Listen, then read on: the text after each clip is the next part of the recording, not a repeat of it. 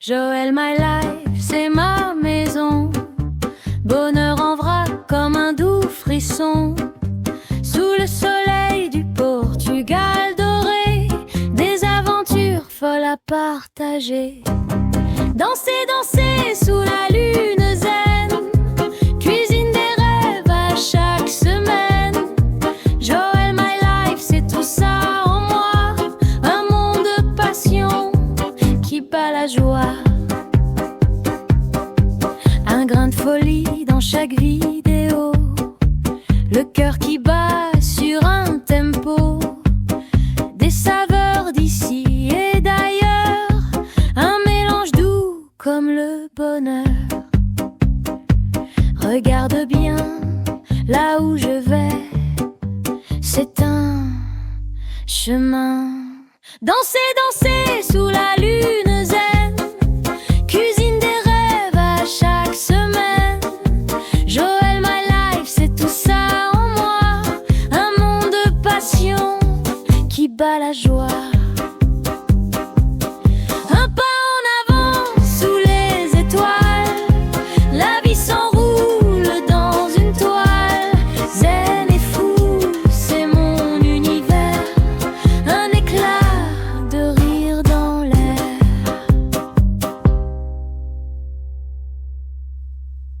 Piodao, le village de schiste au cœur de la Serra do Açor. Imaginez un petit village accroché à la montagne. Un village où les maisons semblent monter les unes sur les autres, où les rues sont si étroites qu'elles ressemblent parfois à des escaliers, et où la pierre sombre se mélange au bleu des portes et des fenêtres. Un village qui, vu de loin, ressemble presque à un décor de crèche. Ce village, c'est Piodao. La localisation. Piodao se trouve dans le district de Coimbra, dans la commune d'Arganil, au cœur de la Serra do Açor. Ici, la montagne domine tout. Les vallées sont profondes, les pentes sont importantes et les routes serpentent longuement avant d'arriver au village. Aujourd'hui encore, arriver à Piodao demande un peu de patience. Mais cette difficulté d'accès a aussi joué un rôle essentiel dans son histoire. Pendant très longtemps, Piodao est resté relativement isolé. Et cet isolement, qui pouvait autrefois être une difficulté, est devenu aujourd'hui l'une des raisons pour lesquelles le village a conservé une architecture aussi particulière. Lorsque l'on arrive devant Piodao, on comprend immédiatement pourquoi on l'appelle souvent Aldeia Presepio, le village crèche. Les maisons sont installées en amphithéâtre sur le versant de la montagne. Elles suivent le relief naturel du terrain. Elles ne forment pas de grandes rues droites. Elles s'adaptent à la montagne. Et c'est justement cette adaptation qui donne à Piodao son aspect si spectaculaire. Le schiste, la pierre de Piodao. Mais avant de parler des couleurs, il faut parler de la pierre. Car Piodao, c'est d'abord le schiste. Le schiste est partout. Dans les murs. Dans les façades. Dans les toitures. Dans les chemins. Dans les escaliers. Et même dans les petits détails de l'architecture. Cette pierre sombre donne au village une couleur très particulière. Selon la lumière, elle peut paraître presque noire. Puis, lorsque le soleil apparaît, elle prend des teintes brunes, grises, parfois argentées. Et quand la pluie vient mouiller les pierres, les couleurs deviennent encore plus profondes. C'est cette uniformité de la pierre qui donne à Piodao son extraordinaire harmonie. Les habitants construisaient avec ce qu'ils trouvaient autour d'eux. La montagne fournissait la matière première. Il n'était pas nécessaire de faire venir de grandes quantités de matériaux de loin. On utilisait la pierre locale. C'était pratique. C'était économique. Et surtout, cela permettait de construire des maisons parfaitement adaptées au paysage. Des maisons adaptées à la montagne. Les maisons traditionnelles de Piodao sont généralement petites et étroites. Elles possèdent souvent 2 niveaux. Le rez-de-chaussée pouvait servir aux animaux ou au rangement. L'étage était consacré à la vie de la famille. Imaginez la vie ici autrefois. Pas de voiture. Pas de supermarché à quelques kilomètres. Pas de grande route. Pas de chauffage central. La montagne imposait son rythme. L'hiver pouvait être rude. Les habitants devaient donc être capables de vivre avec les ressources disponibles autour d'eux. L'agriculture et l'élevage faisaient partie de la vie quotidienne. On cultivait ce que le terrain permettait de cultiver. On élevait des animaux. On produisait du miel. Et la vie du village reposait surtout sur l'entraide. À Piodao, vivre isolé signifiait aussi apprendre à compter les uns sur les autres. Le BLEU des portes T des fenêtres. Et puis il y a cette couleur. Le bleu. Un bleu intense qui tranche avec le gris du schiste. Quand on regarde Piodao, c'est probablement la première chose que l'on remarque après la pierre. Pourquoi les portes et les fenêtres sont-elles bleues? Il existe une histoire très connue à ce sujet. On raconte qu'autrefois, le seul commerce qui fournissait la population disposait essentiellement de peinture bleue.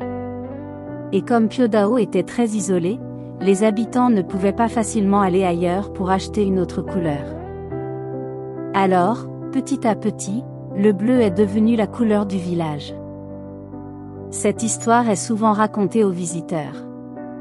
Il faut toutefois la considérer comme une tradition locale plutôt que comme une certitude historique absolue. Mais qu'elle soit parfaitement exacte ou qu'elle ait été embellie au fil des générations, le résultat est magnifique. Le bleu est devenu l'identité visuelle de Piodao. Le bleu sur le noir du schiste. Le blanc de l'église au milieu du village. Le vert de la montagne autour. Et parfois, les couleurs des fleurs devant les maisons. C'est cette combinaison qui donne à Piodao son caractère unique. L'église blanche. Et au milieu de cette mer de schiste apparaît un bâtiment qui attire immédiatement le regard. L'église paroissiale de Nossa Senhora da Conceição. Blanche. Très blanche. Elle contraste fortement avec les maisons sombres qui l'entourent. Construite au début du XIXe siècle, elle possède notamment des contreforts cylindriques qui lui donnent une silhouette très particulière. La tradition rapporte que la population participa à sa construction avec ses propres moyens, son argent et ses ressources. Et cela raconte quelque chose d'important sur Piodao. L'église n'était pas seulement un bâtiment religieux. Elle était aussi un lieu de rassemblement. Un point central de la communauté. Dans un village aussi isolé, la religion occupait une place importante dans la vie quotidienne. Les fêtes religieuses rythmaient l'année. Les habitants se retrouvaient. Les traditions se transmettaient. Et certaines d'entre elles existent encore aujourd'hui. Les croix au-dessus des portes. Et justement, si vous regardez attentivement les maisons de Piodao, vous remarquerez parfois de petites croix au-dessus des portes. Elles ne sont pas là par hasard. Elles sont liées à une ancienne tradition religieuse et populaire. Les habitants plaçaient des petites croix sur les portes afin de demander une protection contre les orages et la foudre. Cette tradition est associée notamment à Sainte Barbe, Santa Barbara, considérée dans la tradition populaire comme une protectrice contre les tempêtes. Une autre coutume raconte que des branches d'olivier bénies étaient conservées dans les maisons. Lorsqu'un orage menaçait, on pouvait fabriquer une petite croix avec ces branches. La croix pouvait être placée près de la porte, ou même utilisée près du feu de la cheminée. Le geste était simple. Mais pour les habitants d'autrefois, il avait une grande importance. Parce que la montagne était magnifique. Mais elle pouvait aussi être dangereuse. Les orages étaient redoutés. La foudre pouvait provoquer des incendies. Le vent pouvait être violent.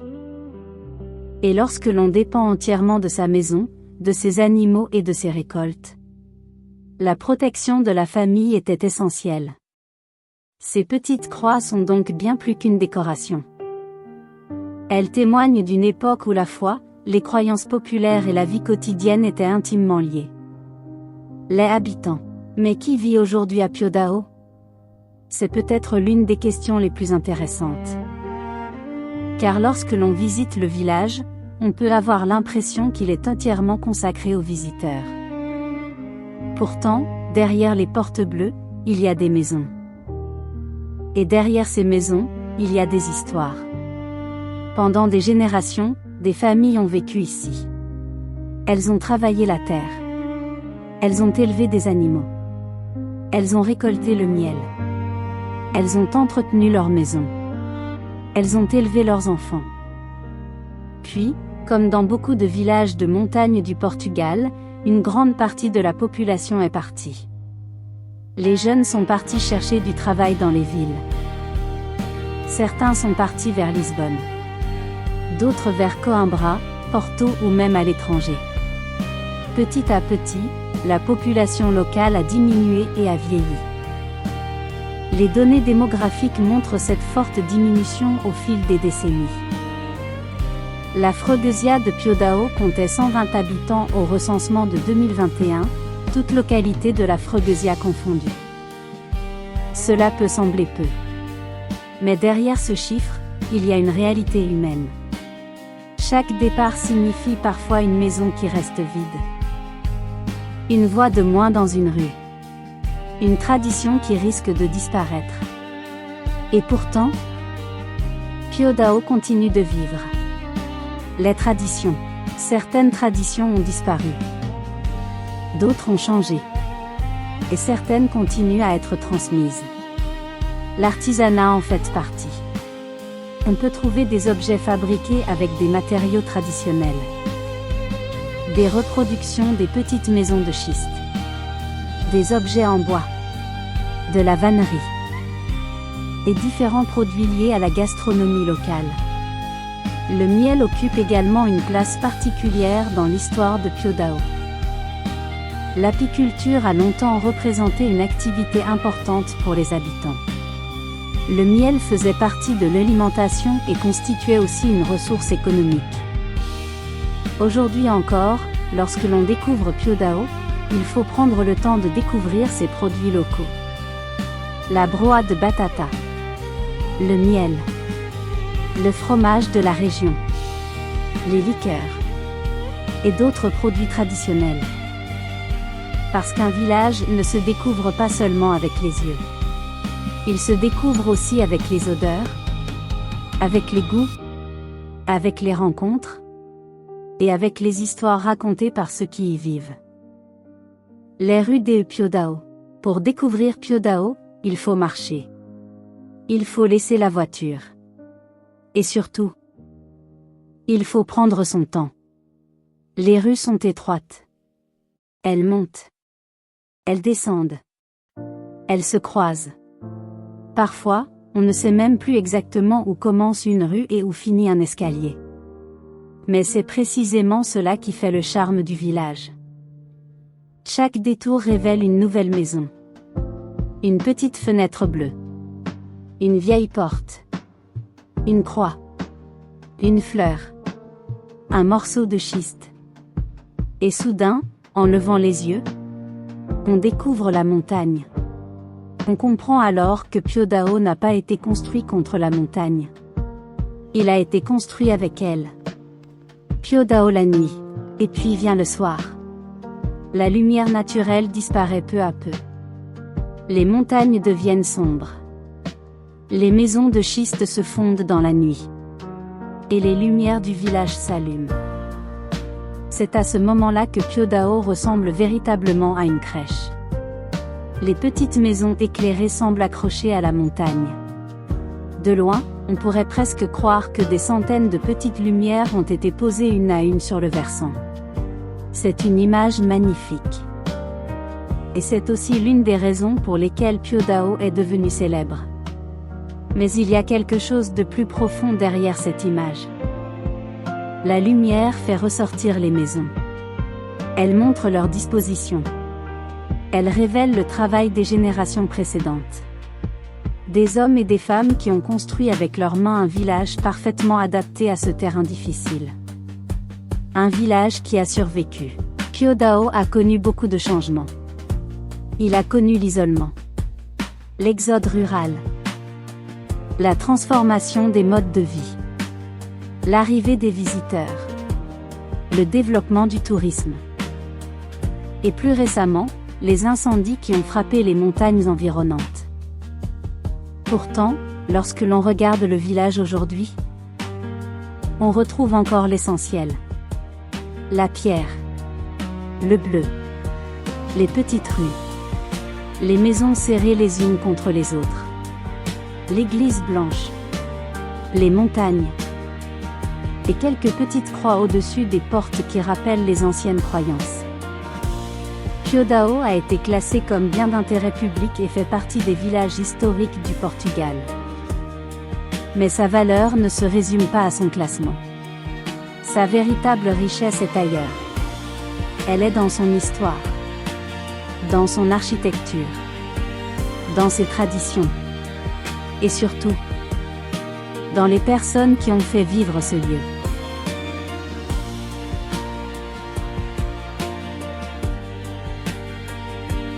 La fonte do Algar est une petite fontaine très particulière, parce qu'elle est entièrement intégrée dans un mur de schiste. Elle possède un arc ogival, qui lui donne presque l'apparence d'une petite chapelle. Au centre se trouve une petite image de Nossa Senhora. La fontaine est datée de 1968. Ce qui est intéressant, c'est que la fontaine n'est pas un élément ajouté artificiellement au paysage, elle semble véritablement sortir de la montagne et du mur de pierre. Et cela correspond parfaitement à Piodao. L'eau a toujours été extrêmement importante ici. Le village est installé dans une région riche en sources et en petits cours d'eau. C'est d'ailleurs cette abondance d'eau qui aurait favorisé l'installation ancienne de populations et notamment de pasteurs dans cette montagne. Herbe l'eau dans la vie quotidienne. Autrefois, une fontaine n'était pas simplement un joli endroit pour prendre une photo. Elle était indispensable à la vie du village. On venait y chercher l'eau pour boire, cuisiner, laver, abreuver les animaux, parfois simplement se retrouver et échanger les nouvelles. À Piodao, l'eau circulait également dans les levadas, de petits canaux, souvent construits en schiste, qui accompagnaient les ruelles et permettaient de conduire l'eau. Le bruit de cette eau faisait partie du paysage sonore du village. Alors, pourquoi Piodao nous fascine-t-il autant? Est-ce la beauté de ses maisons? Le bleu des portes? Le contraste avec le schiste? La montagne? L'église blanche? Les petites croix qui racontent les anciennes croyances? Ou peut-être simplement cette impression étrange d'entrer dans un autre temps? Je crois que Piodao est un peu tout cela à la fois. C'est un village qui nous rappelle que l'architecture peut naître directement du paysage. Que les couleurs peuvent raconter une histoire. Qu'une petite croix au-dessus d'une porte peut conserver le souvenir d'une croyance ancienne. Et qu'une maison en pierre peut être bien plus qu'une maison. Elle peut être la mémoire d'une famille. La mémoire d'un village. La mémoire d'une manière de vivre. Aujourd'hui, les visiteurs viennent à Piodao pour admirer sa beauté. Ils prennent des photos. Ils parcourent ses ruelles. Ils découvrent ses paysages. Mais derrière chaque photo se cache une histoire beaucoup plus ancienne. Celle des hommes et des femmes qui ont construit ce village, pierre après pierre. Des générations qui ont appris à vivre avec la montagne. Avec le froid. Avec les orages. Avec l'isolement. Avec le travail difficile. Et parfois aussi, avec le feu. Piodao n'est donc pas seulement un magnifique village portugais. C'est un témoignage. Un témoignage d'une vie rurale qui a presque disparu dans de nombreuses régions du Portugal. Et peut-être est-ce pour cela qu'il faut le regarder autrement. Pas seulement comme une belle image, mais comme un lieu vivant. Un lieu fragile. Un lieu qu'il faut préserver. Car lorsque les dernières maisons seront vides et que les dernières histoires ne seront plus racontées, ce ne sera pas seulement un village qui aura changé. C'est une partie de la mémoire de la montagne portugaise qui risque de disparaître. Alors, la prochaine fois que vous verrez Piodao, regardez ces pierres. Regardez ces portes bleues. Regardez les petites croix au-dessus des maisons. Regardez l'église blanche. Et regardez surtout la montagne qui l'entoure. Parce que tout est lié. La pierre. Le bois. Le feu. La foi. Les couleurs. Les habitants. Et la montagne. C'est cela, Piodao. Un petit village accroché à la Serra do Açor. Qui, malgré les années et les épreuves, continue encore aujourd'hui à raconter son histoire. Et peut-être que son plus beau secret, c'est simplement d'être encore là.